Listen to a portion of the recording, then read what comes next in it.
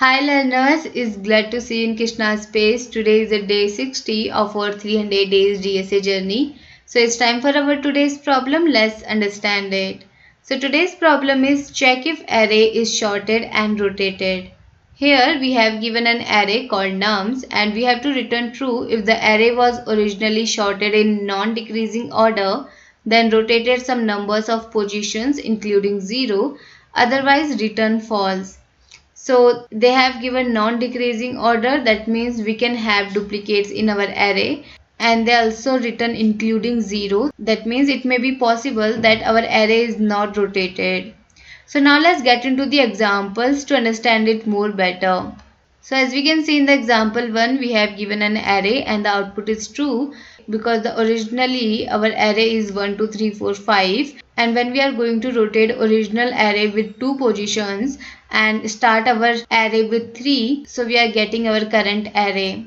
And as we can see in the example 2, we got the answer false because the array is not originally sorted. It doesn't matter how many times you are going to rotate it, you are not going to get the non-decreasing order array.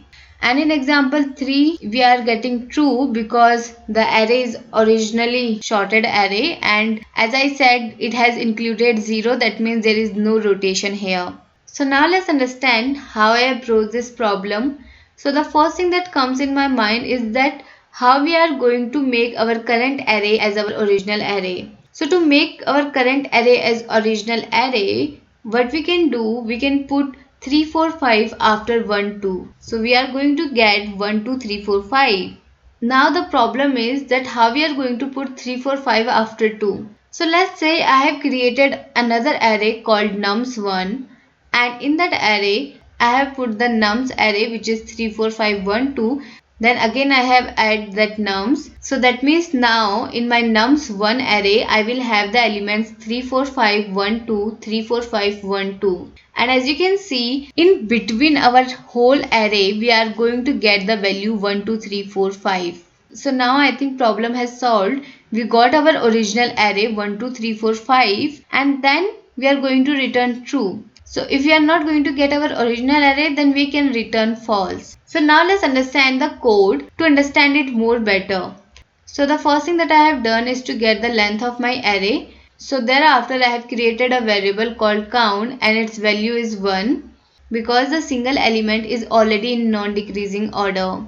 Thereafter I am checking if my length of nums is equal to 1 or not. If it is equal to 1, that means it has a single element. And as I said, the single element is in non-decreasing order, so we are going to return true. But let's say the length of my nums is greater than 1, then we are going to run a loop from 1 to twice of my length.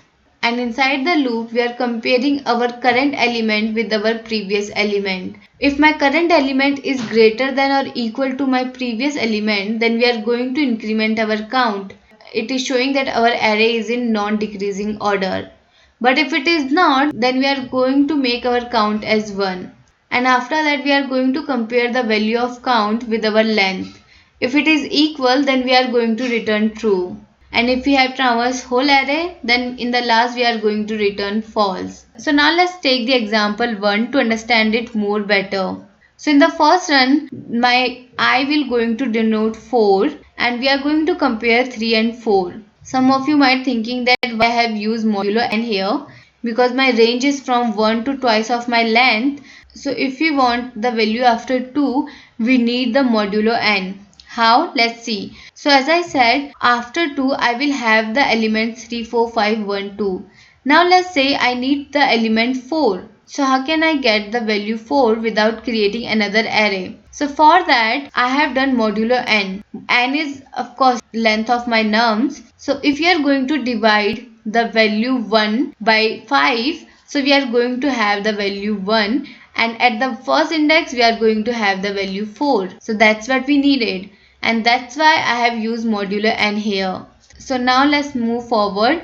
In the first run, as I said, we are going to compare 3 and 4, and we know 4 is greater than 3, so we are going to increment our count, and now my count will become 2. And then we are going to check as count is equal to my length, which is 5. So as we know it is not, so we are going to go forward. And in this run we are going to compare 4 and 5, and we are going to increment our count, and it will become 3 because 5 is greater than 4. And we know count is not equal to length, so we are going to move forward. And now we are going to compare 5 and 1. We know 1 is not greater than 5, so that means my count will going to update and it will become 1 now. And thereafter we are going to check if my count is equal to my length or not, which is not, so we are going to move forward. Now we will going to compare 1 and 2. We know 2 is greater than 1, so now my count will become 2. Again my count is not equal to 5, so we are going to move forward. Now we are going to compare 2 and 3. And we know 3 is greater than 2, so we are going to increment our count, which will become 3 now. Then we are going to compare 3 and 4, and my count will become 4 now. And after that we are going to compare 4 and 5, and we will get count as 5. And the moment we are going to get the count as 5, we are going to return true. So that's how I have solved this problem. If you guys have any other solution of it, do write it on comment. And thank you so much for watching this video and staying with me.